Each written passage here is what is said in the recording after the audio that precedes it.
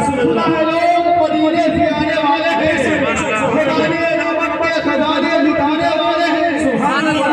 आओ मुझे करीब आओ क्योंकि नाते मोहम्मद सारे लोग जुबान बाबा वाले हैं। मुझे यकीन है कि सब के सब पुख्ता अकीदा वाले हैं, इसीलिए इनके चेहरे पर रौनक और चमक मौजूद है क्योंकि ये सारे लोग हुजूर ताज शरिया वाले हैं।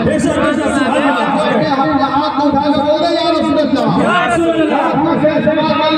तो उनके चिन्ह या उरूस निकलेगा, तो सीखने फल है तो जूस निकलेगा, और मुल्क की सिखाए ये मेरा दावा है, जुलूस मेरे प्यारे रसूल को ने बसाया न जाएगा, खुल दिए परी के राह को पाया न जाएगा, और नेज़े पे चढ़कर कहने लगा फातिमा का लाल, वो सर अली का सर है झुकाया न जाएगा।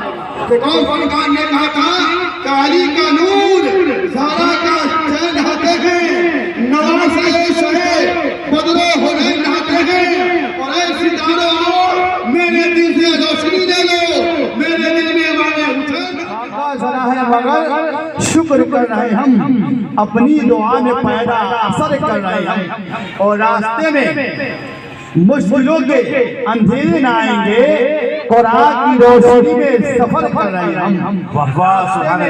मुश्किलों के अंधेरे न आएंगे, कुरान की रोशनी में सफर भागे सराय खुदा।